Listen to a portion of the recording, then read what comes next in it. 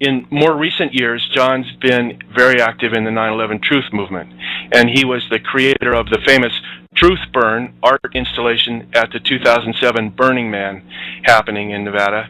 And John has been deeply involved in building architects and engineers for 9/11 Truth into strong organization, and he has seen things in that organization that disturbed him and raised infiltration issues, which he wants to discuss. And then most recently, both John and I have observed activities at one of the more high-profile 9/11 sites, 11blogger.com, that have raised serious concerns for both of us about the possibility of infiltration there. And we're going to go into this in detail. It's a very important issue. We need to explore it in depth. So, John, I thought what we could do would be to start with your experiences with the Rainbow Warrior. And I gave a little bit of an intro, but what did you learn in that amazing experience you had there? Well, that happened in 1985. My career with Greenpeace, which was a part-time one, started in 1981. And I, like so many people, young people that go into these things, are, to use the expression, bright-eyed and bushy-tailed. I mean, we're idealistic. And by the way, I still carry that idealism. It's been tempered by years, decades of experience. But, I think that's a good attitude going into this thing. And, oftentimes we as activists don't stop to consider that there are people with serious and even murderous agendas out there that want to suppress us and put us down, and in some cases even kill us. And that's what they did in 1985. Greenpeace was in that year using the Rainbow Warrior as its flagship in what was called the Pacific Peace Voyage. A few months before the boat was bombed, we rescued Marshall Islanders who were on an island that was 100 miles downwind of Bikini Atoll. Now, most of the fallout of Bikini, which was one of the largest thermonuclear blasts ever conducted in the Pacific, most of that fallout fell on the Marshallese. And even decades later, their island was still contaminated, though the government had scooped off the first foot of soil on the island. We helped move this entire island population to a safer island 200 miles away, where there wasn't radioactive contamination. The Rainbow Warrior was then to proceed south to New Zealand and assist the Mururoa Atoll activists in trying to stop French underground nuclear testing in that really rich marine environment. And the Rainbow Warrior was going to be the mothership supplying all these other smaller boats in the flotilla with supplies and food and water and that sort of thing. It was infiltrated at first by a young woman posing as a bright-eyed, bushy-tailed activist, and she fooled everyone in the New Zealand office and was supplying tactical data to some really thuggish operatives in the French DGSE. That's their version of the CIA. When the Rainbow Warrior came to Auckland, New Zealand, I believe it was in July of 1985, French Secret Service agents swam out to the boat with rebreather scuba gear so you couldn't detect bubbles or where they were. They put 2 limpet mines on the boat. Those limpet mines blew a huge hole in the engine room and right underneath the shaft where Fernando and I had bunked. Now, I had left the boat a month earlier because my commitment with Greenpeace was up at that time, and I had a young family, a young baby and a wife, and I had to get back to them. But I carried Fernando's last letters to his daughters. This was 1985. Email wasn't that big in that year, and we still did snail mail. And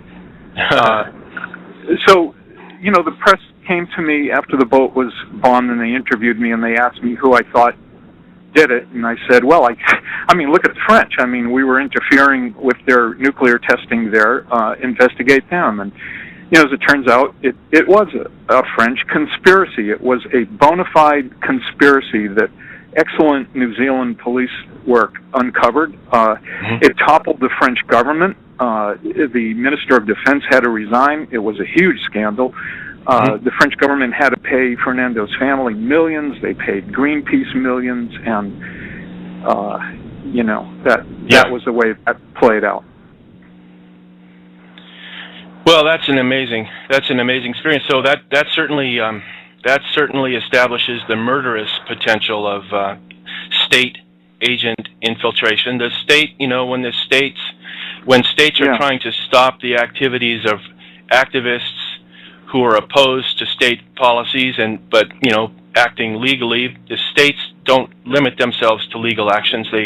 History has proven that they repeatedly engage in illegal and often murderous acts. Absolutely. And yesterday I was listening to Pacifica Radio, and there was a documentary about how the COINTEL program of J. Edgar Hoover and the FBI was discovered, and it was accidental. It was activists who had broken into some facility and accidentally came upon these materials. The COINTEL information uncovered a vast and expansive and detailed operation by the FBI to infiltrate groups and cause divisiveness. That was one of the stated objectives of the COINTEL program, to cause divisiveness. And they find people who look like activists, who sound like activists. These are what I would call viruses. You know, they inject them into our good-hearted organizations, and you know, start causing disruptive activity to happen. In some cases, murder and death. Exactly. Some cases did result in murders. And then we know also from William Pepper's experience, which I think you're familiar with, that... sure. Yeah. Why don't you describe William Pepper's... he's come out and spoken about agent infiltration in radical movements, and he explicitly spoke with 9/11 Truth activists at a conference and warned them about this possibility. What did he have to say? Well, I will encapsulate it in a nutshell, but there's an excellent MP3 of my friend Michael Woolsey from Visibility 9/11 interviewing William Pepper about this very thing.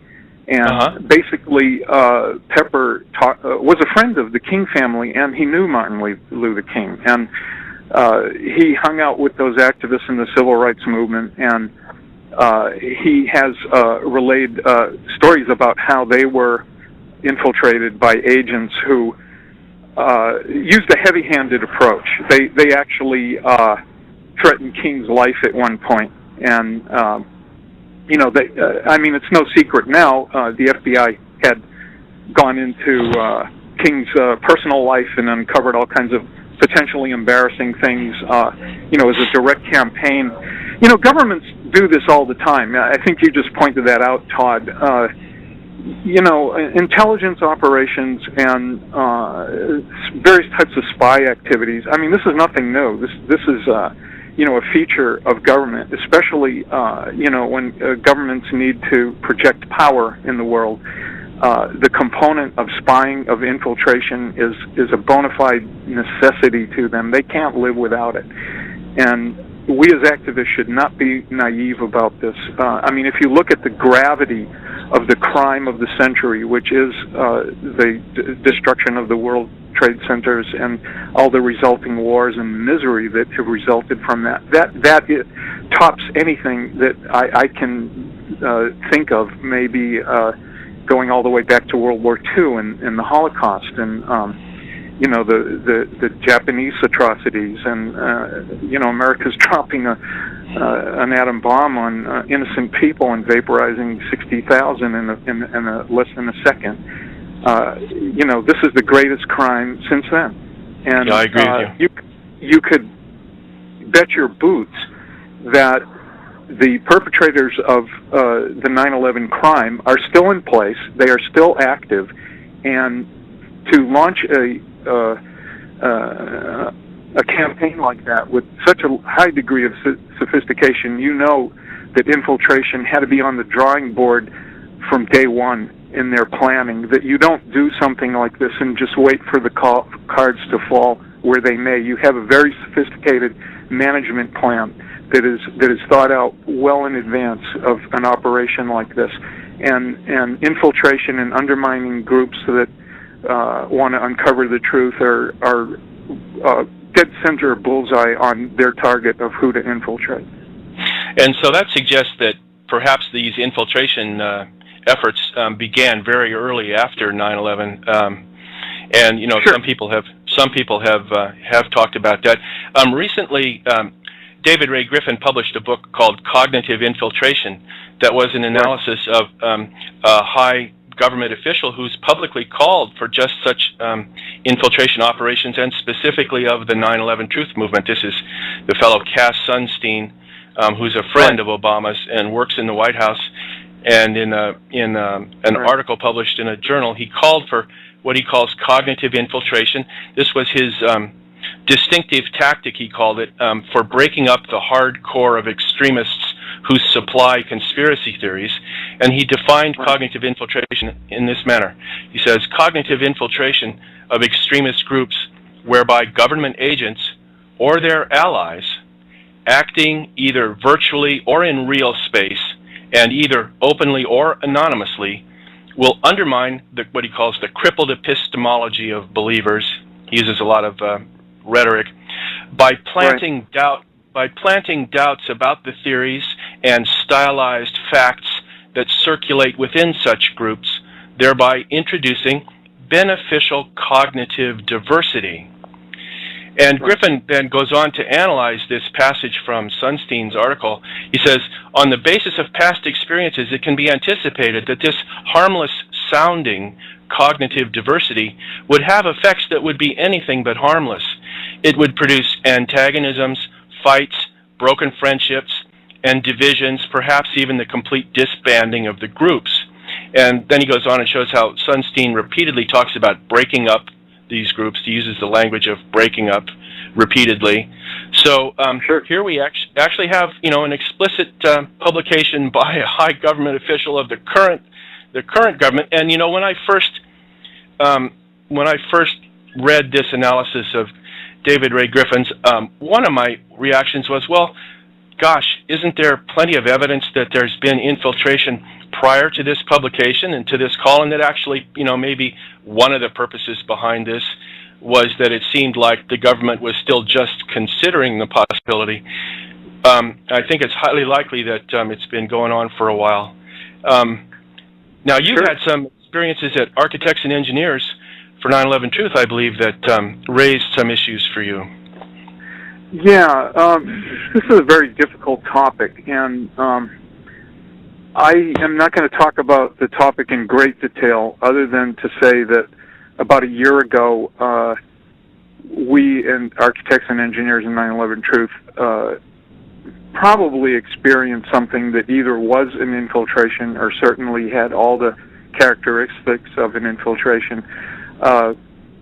Due to sloppy vetting procedures, 2 individuals were allowed into the group, and one became a board member of Architects and Engineers. And this guy started floating ideas out about changing the emphasis of our mission away from controlled demolition into something he called engineered destruction. So it was a semantic shift, but a very important one, because words have power, and AE 9/11 Truth was founded on the very strong evidence of controlled demolition in the 3 World Trade Towers. That's a theme that Richard Gage harps on constantly and continuously. And then he had an associate in there, and they started attacking the authors of the nanothermite paper. So, in fact, at one point, calling them amateur investigators. Imagine calling Stephen Jones and Niels Harrit amateur investigators, and this was coming right out of Architects and Engineers for 9/11 Truth.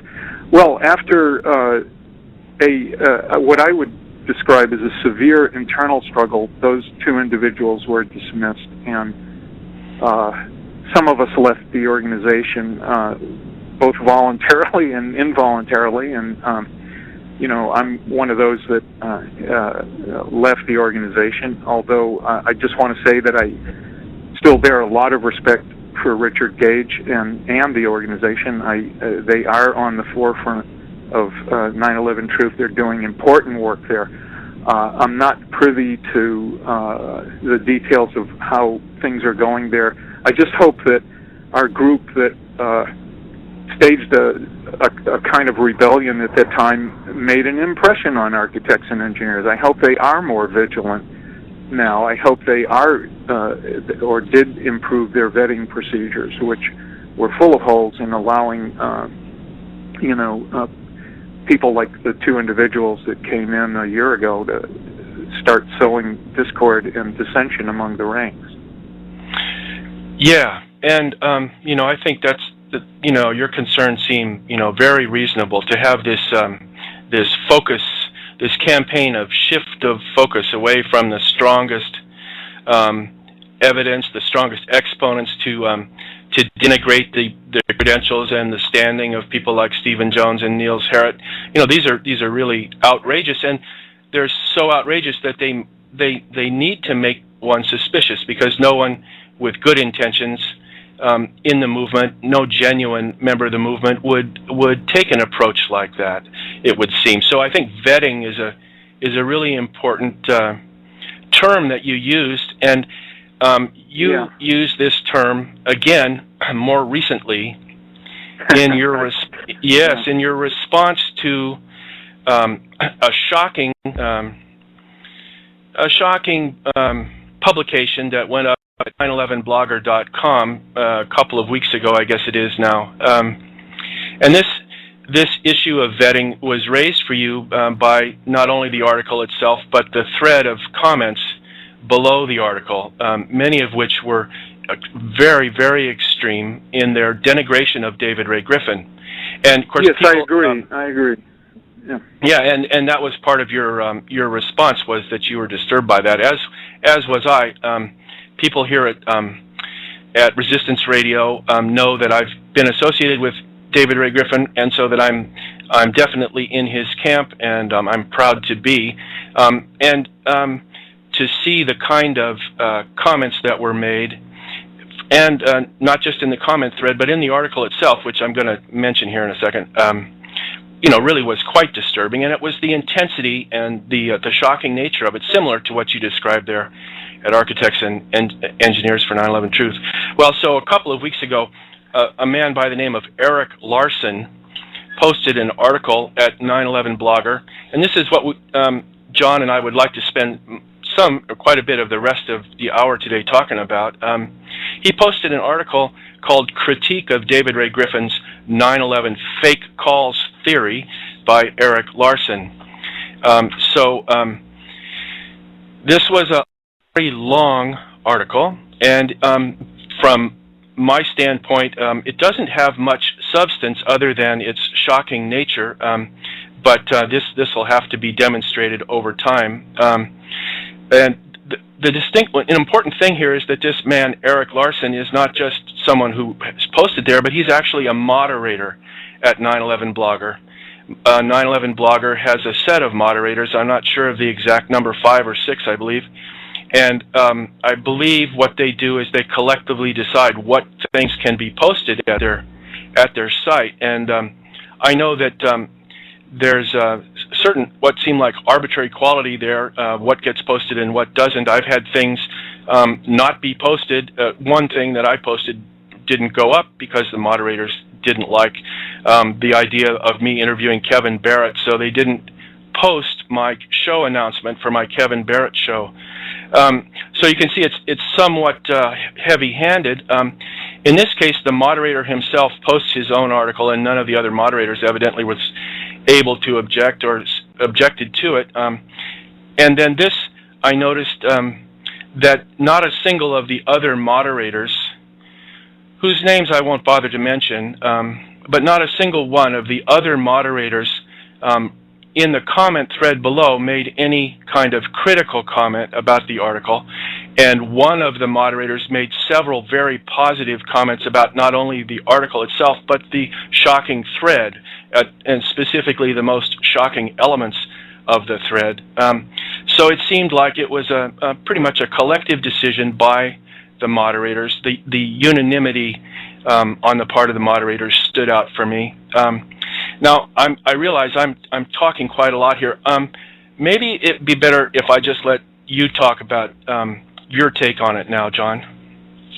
Right. Well, having experienced either the effect of what looked like an infiltration or an actual infiltration at AE 9/11 Truth, oddly enough, a year ago about this time, I started looking at that thread and seeing similarities between what happened at AE 9/11 Truth and what's going on in that thread.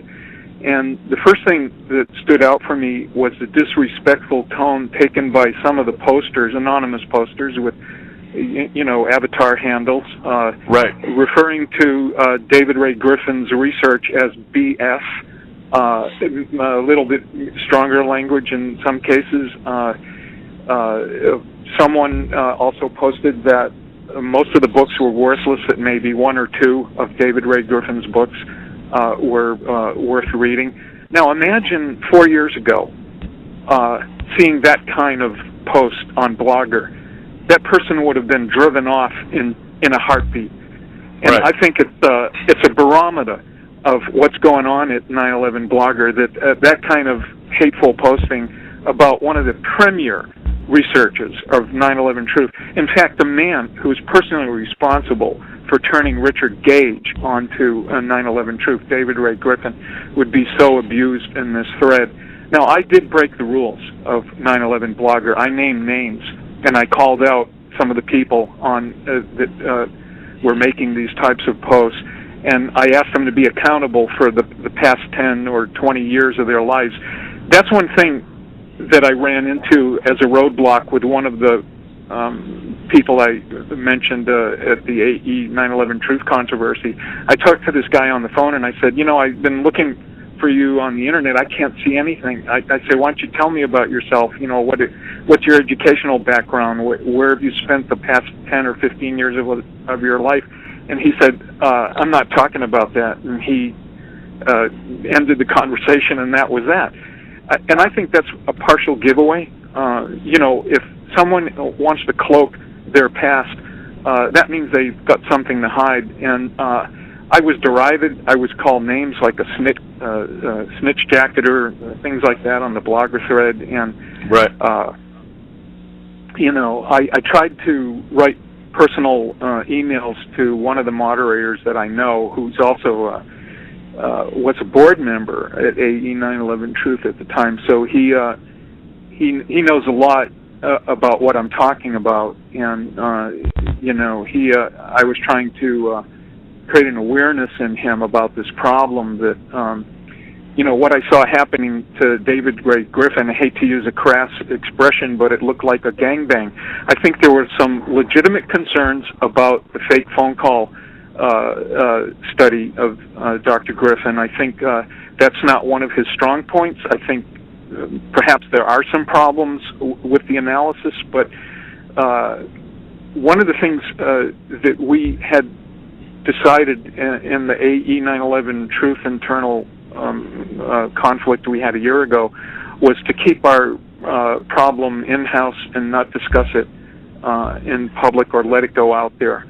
And I had urged the moderators of Blogger to do the same with David Ray Griffin, extend the same courtesy, professional courtesy that we had extended to Richard Gage to keep our disagreements in-house. But to air it like this in an open forum and attack David Ray Griffin's intentions, his intentions were attacked. I was happy to see Kevin Ryan come out in defense of Dr. Griffin. He referred to many of the points in Eric Larson's piece as suppositions.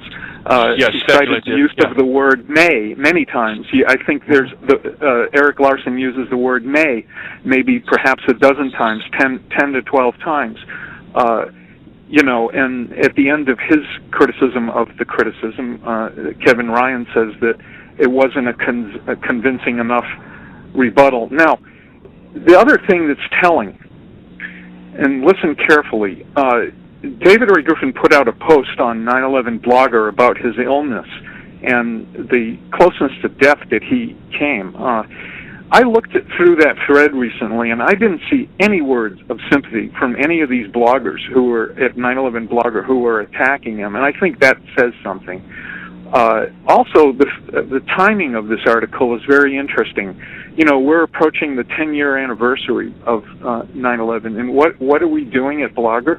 We're chipping away at the edges. We're chipping away at our weakest evidence rather than focusing on the three buildings where we have our strongest case to make. And we're attacking the premier researcher.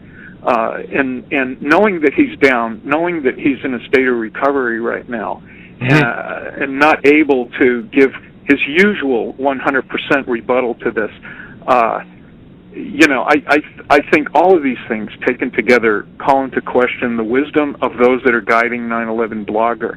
And even though I've been put on moderation, I am personally boycotting 9/11 Blogger because of this. I don't think it's a wise policy to allow that type of criticism, that kind of high visibility, especially for people coming into this movement. Many people come into this movement because of David Ray Griffin's research in his books. Imagine coming into a premier 9/11 blog like 9/11 Blogger and seeing him trashed like that. There was some good criticism in the piece. I don't want to try to characterize it as a total trash piece because it was not. But what concerns me about that piece is the personal attack and the attempt to dethrone our prime researcher for 9/11. And this was exactly what these two individuals that infected AE 9/11 Truth were trying to do. They were trying to attack the foremost researchers in the movement, Stephen Jones and Neil Harrod, and the whole premise of controlled demolition, trying to steer the focus away from that into this weird phrase of engineered destruction. What the heck does engineered destruction mean to anyone? It's a diversionary tactic. It's meant to cause divisiveness, and that's what it did. It fragmented AE 9/11 Truth at a very critical time in its history, going into the 1,000-member celebration and news conference. This is when that all hit the fan, and I believe it had a good outcome.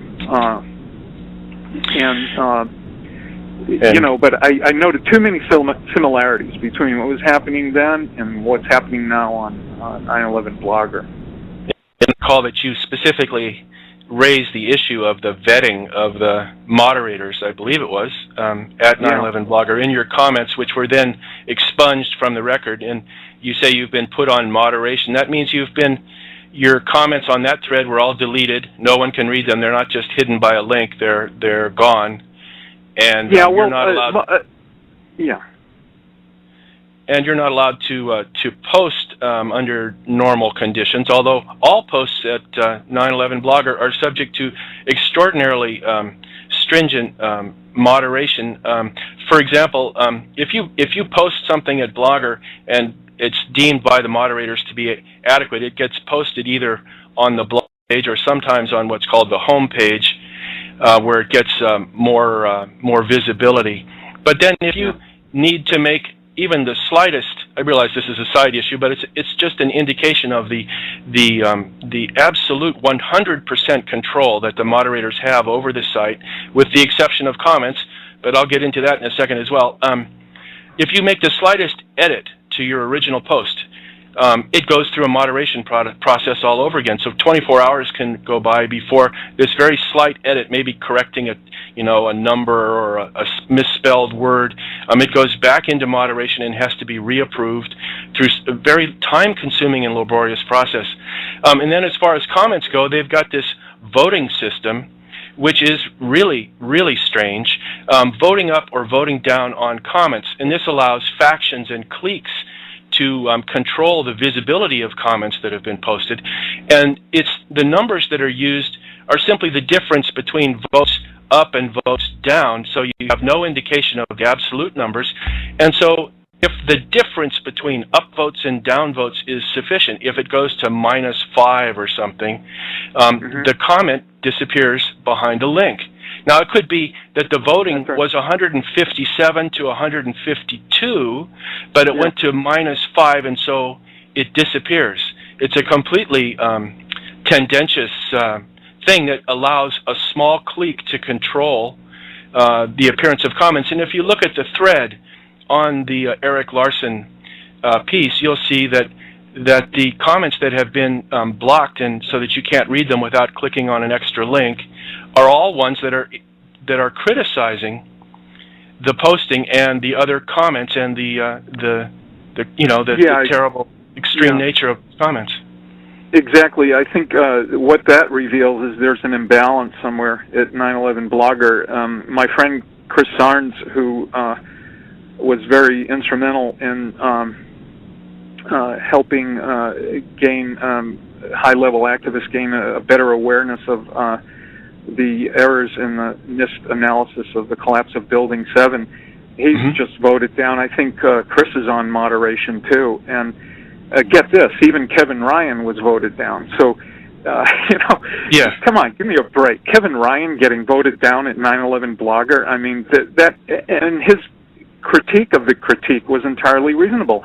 I read it in great detail, and I think he made some great points there. And to get that voted down, I mean, give me a break. I think the voting system, as you say, Todd, is flawed. I think that should either be retained as an internal measure of some sort for the moderators, but not allowed to escape into the regular blogger community. 9/11 Blogger can be rescued, I believe. I don't think it's a lost cause. I think it is undergoing a serious course correction right now, and it has an option to do the right thing or to just allow itself to be infected as it is by, for certain, negative and unhelpful critiques. The premier site for 9/11 information is 911truth.org. It's been around the longest. A lot of the posts from 9/11 Blogger end up on 911truth.org, and I was happy that they didn't feature this Erik Larson piece in their main section. They do provide a link to the Erik Larson article in a sublink off to the side in a sidebar navigation, but not in the main page. So I think that has to tell you something about Janice Matthews or the people that are guiding 911truth.org. That they would not publish the Erik Larson piece front and center as it. Right. It doesn't meet the standards. Yeah. So anybody wants to question Janice Matthews on that, go ahead. I'm sure there are other folks running 911truth.org. And just to shout out to my friends who had problems with David Ray Griffin's analysis of the phone calls. I respect a lot of these people. Some of them are personal friends of mine, and we've been over this on the phone since this thing erupted. I think their criticisms and their concerns are valid. I don't think the way this critique was conducted was in the best interest of the truth movement. And I don't think that the analysis qualifies anything close to what I would call a bona fide peer review. To allow the kind of adolescent invective that you see on social networks to sprout its ugly little head, its pimply little head. I'm sorry, I guess I'm getting colorful here because you know where I'm standing.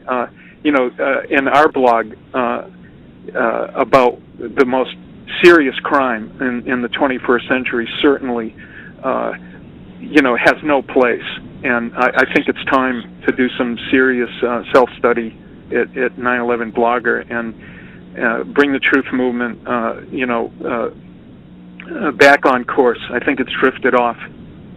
I agree with you, and we can substantiate this conclusion by looking a little bit more closely at this piece by Erik Larson. The piece itself is written with a somewhat restrained tone. It doesn't get nearly as vindictive and malicious as the numerous comments below it by the people who love the article. But if you look carefully at the piece by Erik Larson, there are some very disturbing things. And let me just quote just a couple lines here from Erik Larson's piece. He says, Griffin's case for faked calls has been built on selective quotation interpretation and omission of evidence that contradicts and undermines it. So he's saying that Griffin has been cherry-picking his sources, that's selective quotation, and he's saying that Griffin is hiding, suppressing sources. He says omission of evidence. Griffin's second book on 9/11, the 9/11 Commission Report, Omissions and Distortions, detailed 115 lies of omission or distortion committed by the 9/11 Commission. So Griffin is well aware that omitting evidence is a lie. And here Erik Larson is saying that David has committed this omission of evidence in his work on the fake phone calls. He calls it a theory when, of course, it's just a hypothesis. A theory is a much more strongly developed and substantiated testing of many hypotheses. So his title of his article is erroneous, but then he's actually accusing Griffin of dishonesty and of lying. Right. And it slips by most readers. Some of the readers obviously liked it, and were thrilled about it, but it didn't slip by me. This is a scurrilous, defamatory attack, and it's totally wrong. And then the other thing I'll say here is I think that Kevin Larson's critique of it, which I've posted a link to, Kevin Larson's response to this piece by Erik Larson. Ryan, right?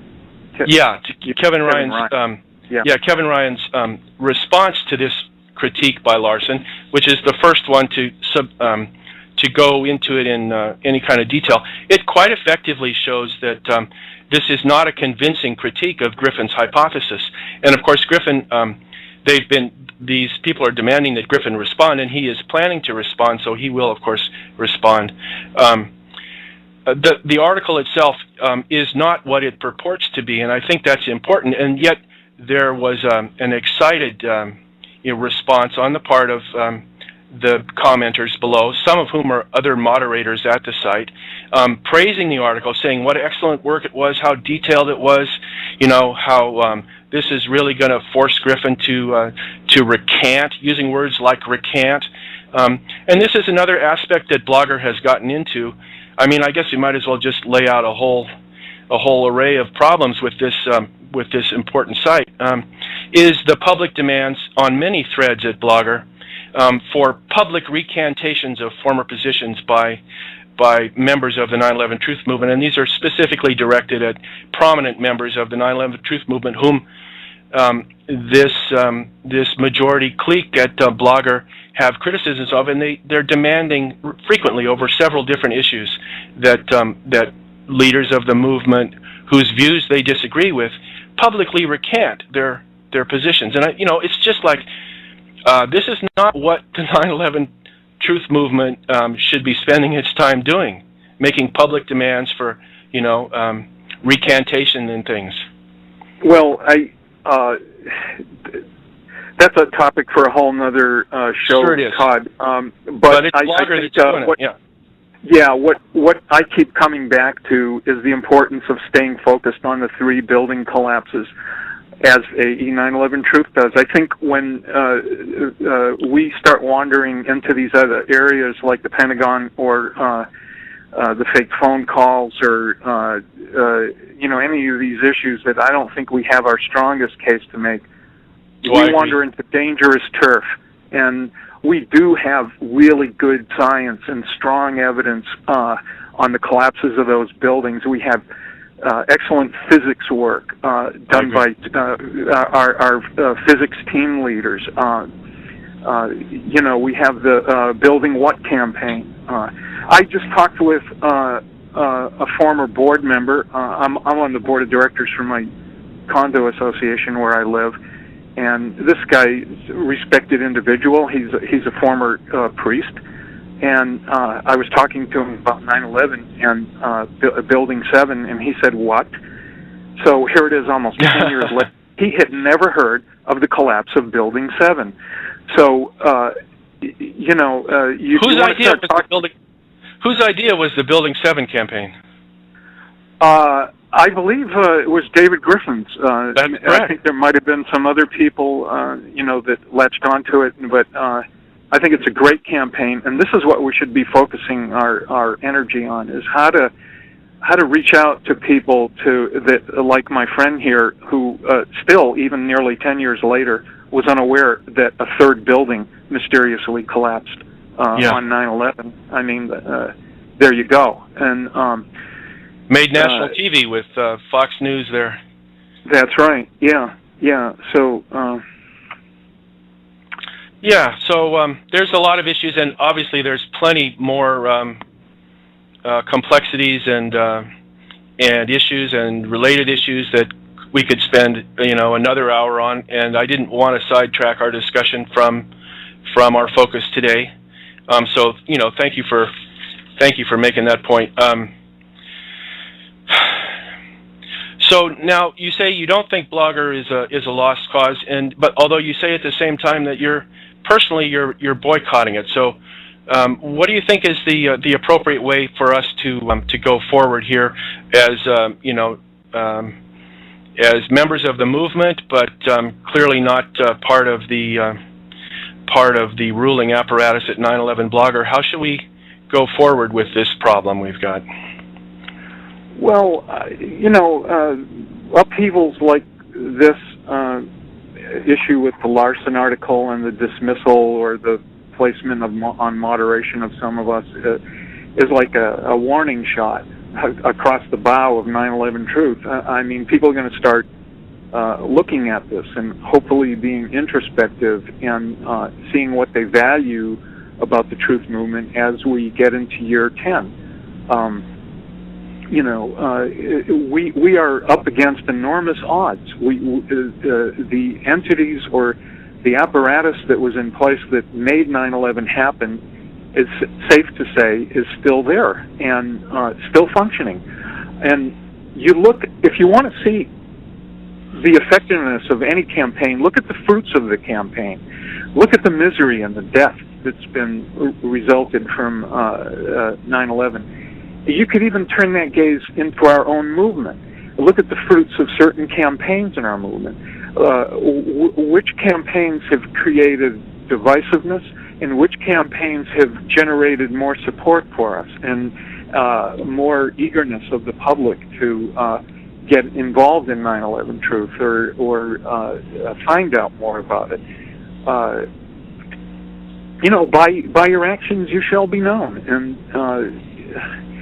I think it comes down to that. I think we have the word truth in our movement. I mean, what higher standard can you place on an activist movement? I've been an activist, as you say, since the 80s, and I have never seen a movement that is so thoroughly encompassing of so many great ideals and such a noble cause as the 9/11 Truth movement. I think this is one of the key movements of the century, and we're trying to make government accountable. We're trying to make the truth a part of public policy, and if we allow ourselves to be sidetracked into discussions that are valuable but not integral to the main objective, then I think we start to lose our focus, and we open up the doorway for infiltrators to do their work. And as I said at the beginning of the show, you can rest assured that these people already had this game plan in place before 9/11 and activated it, and they're still working at it. We have so many proofs from so many different activist groups. My little story with the Rainbow Warrior, I mean, governments do this. They launch infiltration campaigns, and sometimes they end in death, and other times they end in the disruption or the disbandment of groups, and that way they succeed, and we can't let that happen. So what we are about is way too important. It has global significance. So we need to vet our movement. We need to somehow make sure that the people that we're working with and sharing our intimate knowledge and understanding with, that these people are genuine and as they appear. Yeah, and I was talking to you at the beginning of the show about telling my little story from Hindu mythology. Can I run that by people now? Well, there's a great little story in Hindu mythology. I love Hindu mythology. There was a time in Brahmaloka, which is the Hindu version of heaven. Ishvara is the king of the gods, and he was away for a while, and he came back to Brahmaloka, and there were doubles of every single god. You know, in the Hindu mythology, there are hundreds, maybe even thousands of gods. So there was a double of every one. The demons had attained magical power so that they could transform themselves into the gods, any god they wanted. So, Ishvara couldn't tell the difference. All the gods, they sounded alike, they behaved alike, even his wife. He couldn't tell the real wife from the demon imposter. And so, being Ishvara, he devised a test to draw out the truth, the real people. And he prepared a banquet, and he invited everyone to the banquet. And he said, "Okay, I just have one thing about this banquet. I'm going to tie all your hands behind your backs." And they said, "Okay," because he's Ishvara, and you can't, he's the king of the gods, so you got to do what he says, right? So, so then they have to eat. So Ishvara just sat down and watched. And the real gods very carefully bent over into their plates and carefully picked up an item of food and fed their friend, who they knew were the real gods, this way, while the demon imposters just greedily smushed their faces in the food and made a mess of everything and just tried to feed themselves. So Ishvara said, "There you go. Now I know who the real gods are." And that moment has arrived for our truth movement. We have to expand our view of ourselves as more than truth activists, but how we behave in the world and how we behave towards one another. And I think when we have someone like David Griffin, who's done so much for the movement, that the way to behave is with respect, and that's the main point I want to leave here today. Well, I think that's a powerful point. I agree with you. I'm very impressed by your perspective there. I was impressed by your response, and it was so heartening, while trying to cope with this amazing series of what I would call quite vicious attacks on Griffin made in that thread. To have you jump in there and very courageously, call these people on what they were doing and go straight to the point that this kind of behavior is unseemly and raises questions about who's involved. Like you said, by your actions shall you be judged. And if you look at the comments there, and judge them by that standard, you have to have suspicions that at least some of these people are not as they appear to be. And of course, we don't know who they might be, who's real and just has a seriously disturbed notion about how to contribute to the movement, and who's there intentionally trying to undermine the movement. But the comments were challenging Griffin's intentions. They were using the word intentionality when what that meant was that they're questioning his intentionality. That means they're raising questions whether or not he was an agent. He is an agent in the movement. There were suggestions that he had seeded his books with weak arguments so that they could be torn down and the movement destroyed because the books were so poor. And this wasn't just, here and there. This was repeatedly, and in fact, these kind of comments were explicitly endorsed by one of the moderators at 9/11 Blogger. It's the exact same thing that happened a year ago, almost to the day, with the two guys from AE 9/11 Truth calling the nanothermite paper scientists amateur investigators. Yeah. That's the thing, is to take down the leadership. That's not to say that our leadership is above criticism. I think there's a way to do that, and I don't think that way was adequately or certainly demonstrated in the highest sense of that word on 9/11 Blogger, and that's the issue that I have with it. That's why I say, there are a lot of good stories on 9/11 Blogger. I'm not going to trash the whole thing, throw the baby out with the bathwater. I think 9/11 Blogger needs a house cleaning, and they need an improved vetting system, and they got to start getting serious about that. Do I have a few more minutes? You do. You've got about 5 more minutes. Yes, sir. Okay, great. I have a lot of different careers. In this weird economy, I find myself doing a lot of different things, and I went back to school, got a degree in web development, and I'm designing websites for people to earn a living. And I saw on an advertisement that Stanford Research Institute was looking for webmaster help. And I looked through the qualifications, and it was actually something I could do. But then when I went to their employment page, they said, well, they're a defense contractor, so you have to go to the Department of State and go through their security questionnaire. So I said, oh, this is interesting. And, I went to the State Department, and I looked at the questionnaire, and it is extensive. It is pages and pages and pages long. They want to know every affiliation, where, they have a list of groups that you cannot have belonged to. These are typical things like the Ku Klux Klan or militant Islamic groups, those kind of things. But there's more. And, government people put you through the meat grinder to find out who you are. And this is one of the tests they give to you. We don't do anything like that in the truth movement. We don't put people through that kind of scrutiny. I mean, we just, we're kind of good-natured people.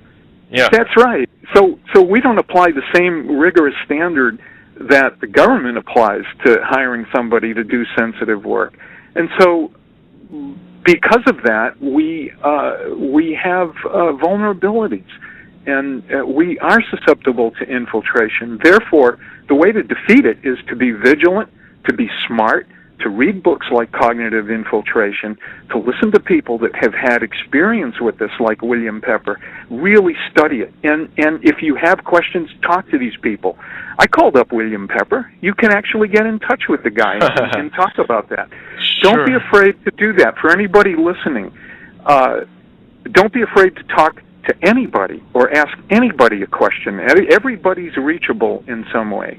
And we are a truth movement, after all. So it behooves us to study very intently everything in our movement. So we have to become scholars. We have to know all the issues, and we also have to maintain a high level of behavior, I believe, because that's what the truth demands. You can't be a truth activist and lead a life that brooks dishonesty or other kinds of shabby behavior. It's just not going to work.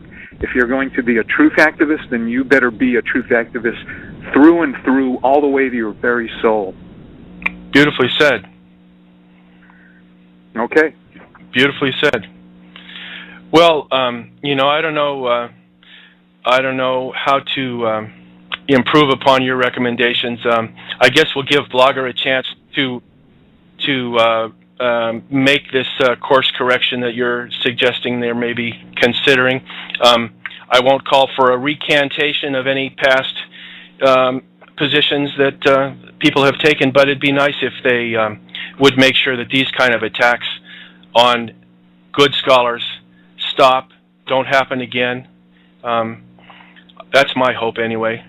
Well, we've got just a few seconds left, John, so I guess this is probably the best time for me to thank you so much for coming on and giving us your profound insights and your deep knowledge. Thanks so much, John. Yeah, thank you, Todd. Keep up the good work. Thanks for airing all this. I think that's one of the hallmarks of our movement is to, openly discuss things like this. And when we have problems, put them out there and exactly. Let people decide. We got to talk about the hard stuff. Yep. Yeah. Hey, John, thanks a million, man.